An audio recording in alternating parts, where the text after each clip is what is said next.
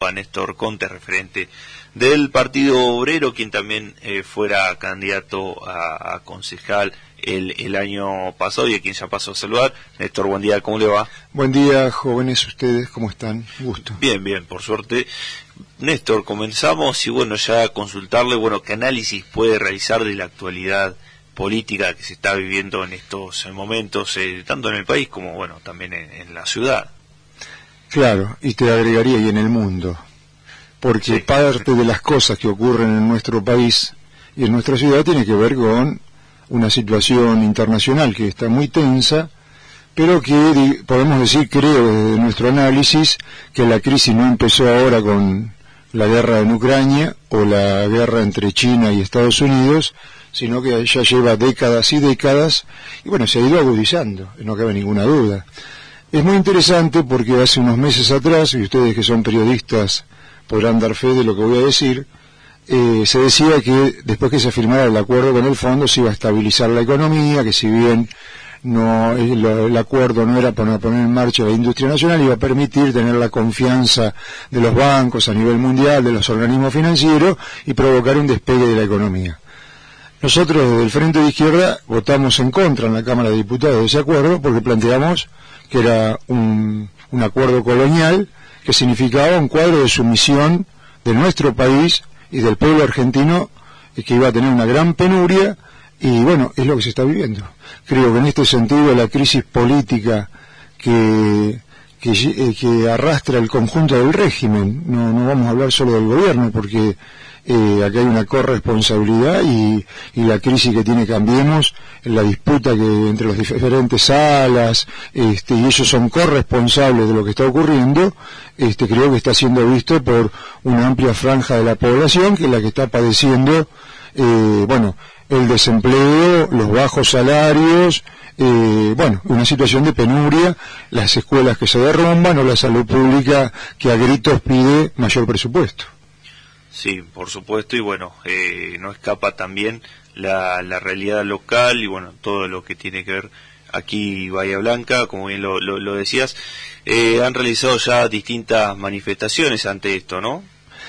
Claro, se han realizado manifestaciones de desocupados, de los cuales nosotros formamos parte de la unidad piquetera junto con el Polo Obrero, el Teresa Vive y otros agrupamientos en Bahía, pero también es muy importante observar la lucha de los docentes de la provincia de Buenos Aires, del SUTEBA, porque ellos han salido a reclamar abiertamente frente a esta parálisis de la educación que tiene que ver con la falta de calefacción en las escuelas, del derrumbe, las invasiones de ratas en escuelas céntricas, el deterioro de los edificios, y que es muy difícil dar clases en estas condiciones, los magros salarios y miles de chicos o que han desertado de la escuela en el cuadro de la pandemia porque no pudieron darle continuidad o sus padres no tienen las condiciones materiales para mandarlos. Tenés que comer, tenés que tener zapatillas, tenés que tener medianamente ropa para poder ir, y no siempre es posible eso en nuestra ciudad. Buen día, Néstor, gracias por esta visita aquí a LU3 y te consulto respecto a lo que tiene que ver todos los días, en algún día por la semana tenemos distintos movimientos o protestas en las calles que parece que se ocasionan algunos tránsitos en la ciudad. Se presentaron proyectos polémicos como por ejemplo el ordenar la protesta social. No sé si pudiste advertir un proyecto que se presentó en el Consejo Deliberante por parte de concejales Avanza Libertad. ¿Qué opinión te merece esta situación? Entendiendo que el jueves, no sé si compartís mi mirada, pero fue caótico, un poco más de lo habitual, de lo que estamos acostumbrados, porque se aunaron incluso a algunas protestas y demás, pero no sé si tenés la misma mirada en ese sentido de lo que sucedió el jueves puntualmente. Mira, en Bahía y en todo el país, cuando hay movilizaciones populares, siempre se complica el tránsito, el transporte público, pero también cuando se hace un desfile en la Avenida Alem o cuando hay una determinada actividad social, pero la única forma que se ven las necesidades populares es cuando los afectados por las carencias, sean económicas, materiales, se hacen ver, no hay otra forma. Entonces, indudablemente hay un sector de la población que se puede enojar. En su momento Larreta también Buenos Aires planteó hacer lugares específicos donde marchar. Son cosas que indudablemente tienen un ribete bastante reaccionario, pero es muy importante porque ver el problema de conjunto. Es decir, si fuera por los que tienen el poder, tratarían de invisibilizar a los sectores que reclaman, sean los trabajadores, sean desocupados, sean maestros o obreros que reclaman por sus derechos.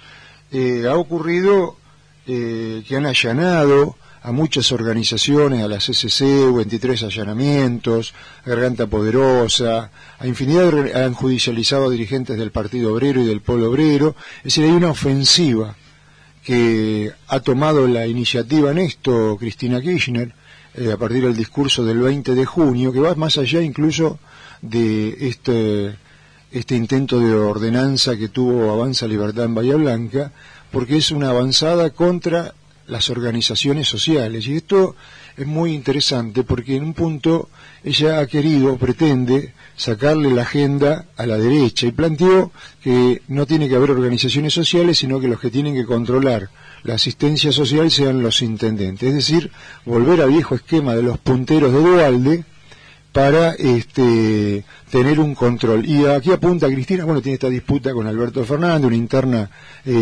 con el albertismo, y bueno, está en el armado con los intendentes y gobernadores de otras provincias, y por eso plantea que ese armado social dependa de los punteros del PJ o del kirchnerismo, en este caso, y no de las organizaciones sociales que tienen independencia. Bueno, esto, contestando a tu pregunta, puede generar algún malestar, pero indudablemente cuando en una casa no hay para comer, cuando un pibe no tiene un vaso de leche, hay una injusticia y hay que hacerla ver. Sí, y justamente mencionabas la posición de Cristina. Recuerdo que al día siguiente aparece en escena Bernie sacando una protesta de camioneros en este caso, ni tampoco era de movimientos sociales, pero se advierte en las encuestas que incluso dentro de los votantes del Frente de Todos no están de acuerdo con seguir con la política de planes sociales, asistencialismo. Perciben por ahí una falta de empatía, y que eso es preocupante porque puede perder la empatía por parte de la sociedad, de los trabajadores, por ahí de los que menos tienen, y eso te genera un conflicto social. Pero entienden, por ejemplo, el jueves a mí me pasó que hicimos hicimos algunas notas a la gente, está bien, en caliente, que estaban en el auto, estaban sufriendo y se veían vulnerados sus derechos de circular, y de 5, 4 estaban en contra, y de las cuales habían 2 con declaraciones aberrantes, incluso algunos pidiendo a los militares. Para eso es lo que quiero decir. ¿Advierten a ese clima social también? Claro, hay una tensión social, pero esa persona que está enojada dice, no, tengo derecho, y realmente, si te pones a hablar con él, con esa persona más en profundidad, seguramente tiene un trabajo muy precario, o hay una situación de mucha inestabilidad. Había algo más de 1000 docentes el jueves pasado, y creo que estaban poniendo de manifiesto un problema que no se puede mirar para otro lado, que es el problema del derrumbe de la escuela pública. Entonces, tenemos una situación de mucha gravedad.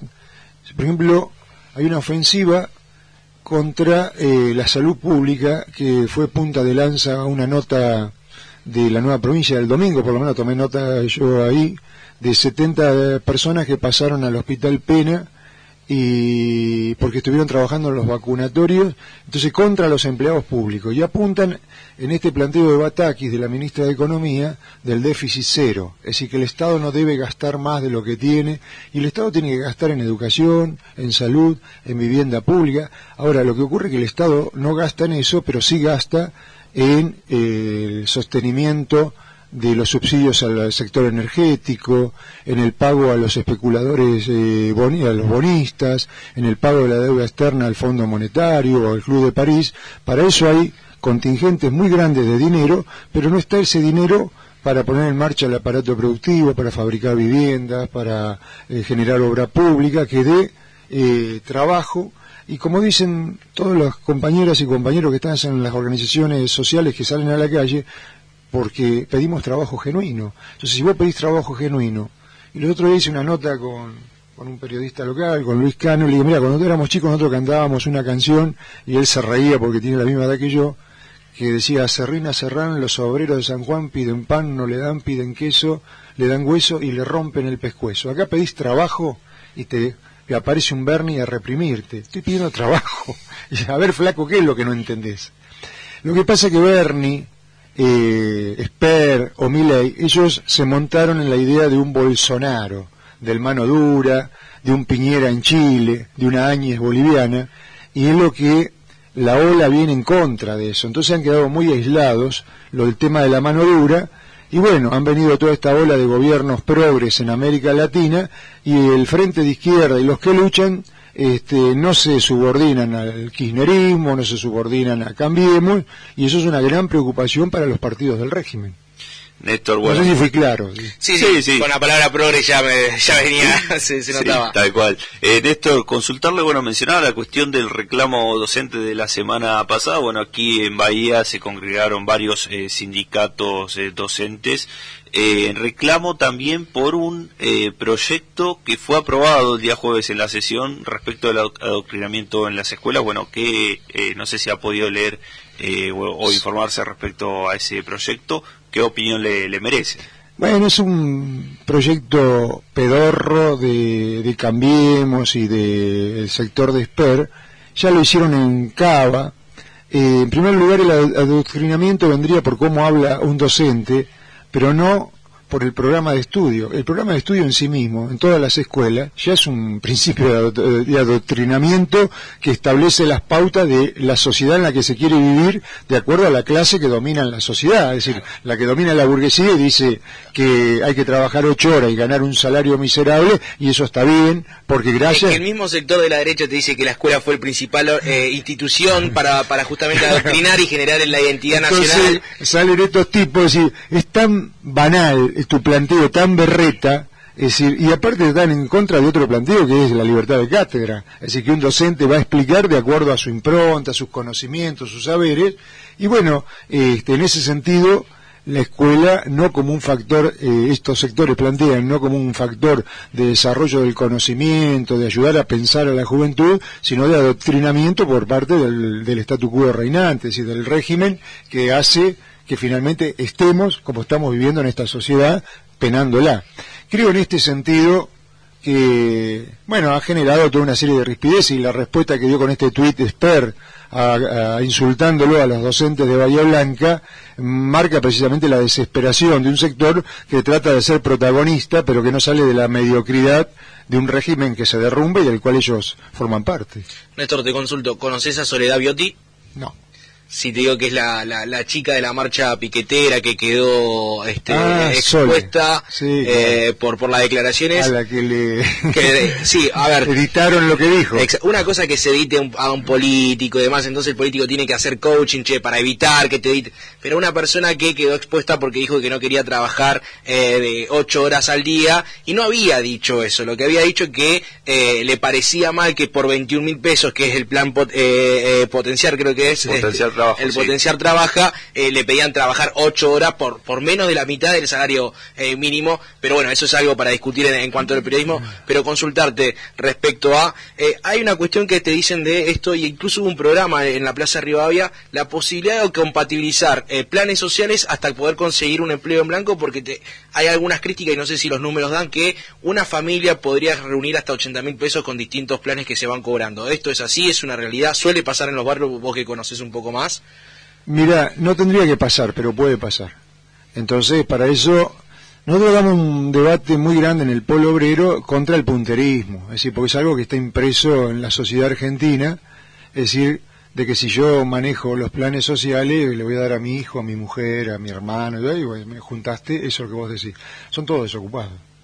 Ahora, el anhelo, y es muy, esto que dijo Soledad me dijiste que sí, se llama, la piba que se hizo famosa, es porque los intendentes cometen un fraude laboral, que es este planteo que hacía Cristina, que lo manejan los intendentes.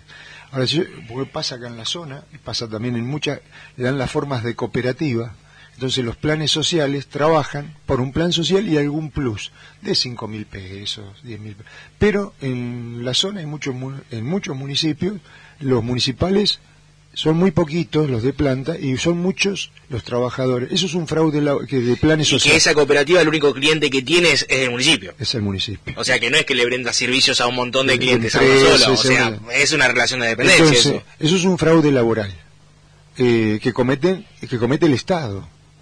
Después está el anhelo de los patrones. Bueno, vamos a generar trabajo empleando planes sociales. Porque vos estás buscando un subsidio que el Estado te subsidie una parte de los salarios que tenés que pagar. Será el potencial, el trabajo, 21.000, 22.000 pesos, yo te doy 20.000 pesos más y trabajás por 40. Pero vos sos un atorrante. Vos en vez de pagar un salario que corresponde al costo de la canasta, ponerle la de emergencia, pero son 100.000 pesos, estás pagando 40, de los cuales 20 te paga el Estado. Entonces es una estafa en todo sentido. Entonces las organizaciones sociales reclamamos trabajo genuino y reclamamos un salario acorde al costo de la canasta familiar. Yo sé, porque es de uso popular, que dice, bueno, pero el tipo de la roticería no puede pagar 120 lucas al empleado. No, seguramente el roticero no, pero el concesionario de autos sí. En el gremio de la construcción se tiene que pagar eso. Y el tema es muy interesante porque muchos de los trabajos en blanco, la gente que trabaja en blanco, está bajo la línea de pobreza, cobra menos de 117.000 pesos. Agarras una maestra con un cargo simple, agarras una enfermera o un obrero de la construcción y están todos por debajo de la línea de pobreza. Por eso estos índices que se dan de pobreza y de indigencia son alarmantes, porque una franja de los trabajadores están bajo la línea de pobreza y los otros sectores que están bajo la línea de pobreza son los jubilados. Porque vos trabajaste toda tu vida, pero cobrás una jubilación mínima que ronda los 40.000 pesos. Entonces vos decís, pero con esto no subsisto. Entonces, acá lo que se nota, y es por eso la crisis que tiene que ver con la primera pregunta que hicieron, nuestro país está recorrido por una crisis muy profunda. Es decir, esta ruptura en las filas del gobierno tiene que ver porque no cierran para nada, es decir, cómo atender las demandas sociales. Entonces Cristina le quiere cargar el fardo a Alberto, y creo que un sector de la sociedad se da cuenta que Cristina y Alberto son corresponsables de esto, como corresponsable era Macri, Larreta y Vidal de haber tomado ese préstamo de 47.000 millones de dólares con el Fondo Monetario Internacional, que hoy ha pegado este descalabro en la economía. Ahora es muy interesante porque los propios voceros de la burguesía están viendo que esto no cierra. Hace un par de días el diario La Nación escribió un editorial, un periodista muy conocido, y dice, miren, se viene la segmentación de las tarifas, con eso el gobierno piensa ahorrar 75.000 millones de dólares, y hay que ver si lo puede hacer, porque va a generar un descontento social, si vos no te anotaste, no hiciste el trámite y todo lo demás, y creo que mayoritariamente la población no lo ha hecho en nuestro país. Creo que iban más de 1 millón. Por eso. 47 millones. O sea. Claro, por eso, los números no cierran.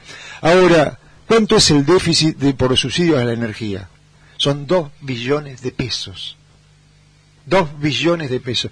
Este editorialista, que es Pagni de La Nación, dice, si no se segmentara y se le aplicara a toda la población el aumento para sanear el déficit, habría que aumentar las tarifas un 70%. No hay gobierno en el mundo, ni en América Latina, que pueda atender ese problema del déficit energético, con lo cual, por eso dije de entrada, no es una crisis del gobierno. No, Europa incluso está haciendo escrujir al gobierno de Sánchez la cuestión energética. La cuestión energética, bueno, pero también tienen un problema energético con el gas que provee Rusia, la industria alemana, que es la potencia más grande de Europa. Un superávit, claro. Después de 30 años por un superávit. Entonces, estamos viendo de conjunto que hay una crisis muy profunda, es una crisis de régimen, la intervención de los desocupados, que es el sector más dinámico de la sociedad, porque son los que han ganado la calle siempre. Ahora se da este fenómeno que de un sector de los desocupados que está alineado con el gobierno, también ha empezado a quejarse. Y ya se ha acordado una movilización para el próximo 27 de todas las organizaciones sociales, no sé si está la CCC metida también, todavía no lo sé, pero va a haber una marcha, porque el planteo de la CGT, de que se va a hacer un acto el 16 o 17 de algo... ¿Van a marchar a ese 17? Bueno, veremos, porque ahora, ayer dijeron que va a ser un acto de apoyo al gobierno, entonces bajo esas características no, porque dicen, no, contra los remarcadores de precios. ¿Y quién maneja la energía? El gobierno. ¿Quién establece el dólar oficial? El gobierno. Entonces, el gobierno es el gran fijador de precios en nuestro país. La emisión de dinero, ¿quién la maneja? El gobierno. Entonces, decir, mira, todos estos elementos que hace que se establezcan o se disloquen los precios, los maneja el gobierno. Entonces vos marchás pero no marchás contra el gobierno, es totalmente contradictorio. Ahora, que la CGT tenga que hacerlo, quiere decir que hay mar de fondo, porque la CGT tiene al gremio de los camioneros, la construcción, y la gente la está pasando mal. Está bien, si un camionero gana bien en relación a lo que ganan los demás, pero con la devaluación que ha tenido la moneda, un camionero que ganaba 200 lucas, medido en dólares, se le ha reducido a casi el 50% su capacidad de compra que tenía hace unos meses atrás. Es objetivo, porque cuando vos vas al supermercado, decís, mira, pero el carrito antes le ponía 4 lucas y ahora para llenarlo necesito 18. Entonces es objetivo que el sueldo no alcanza. Entonces la CGT se moviliza, las organizaciones sociales, hay toda una especulación de que, por ejemplo, el sector de Grabois se empezaría a mover porque de esa forma sería para presionar al fondo para poder rediscutir el acuerdo con el fondo. Bueno, son especulaciones y todos tienen miedo. Si convocamos a un acto, ¿cómo sabemos en qué termina lo que es un acto? Yo recuerdo, tengo la edad, ustedes no, que en el año 82 estaba la dictadura militar, se convocó a un acto en Plaza de Mayo y tuvieron que terminar invadiendo Malvinas con un gesto de tipo nacionalista, porque siempre se sabe dónde empieza, pero nunca dónde terminan las movilizaciones populares. Es decir, el control de la calle es todo un tema, y hoy ese control no lo tiene la CGT, el control no lo tiene el gobierno, no lo tienen los intendentes. Los desocupados están marcando una hoja en la historia de nuestro país. Bien, Néstor, te agradecemos la visita y los minutos que nos has brindado aquí para nosotros, para tanto Miradas como para el U3. Bueno, gracias a ustedes por la invitación y bueno, buenos días para todos los bahienses. Ahí pasaba entonces la palabra de Néstor Conte.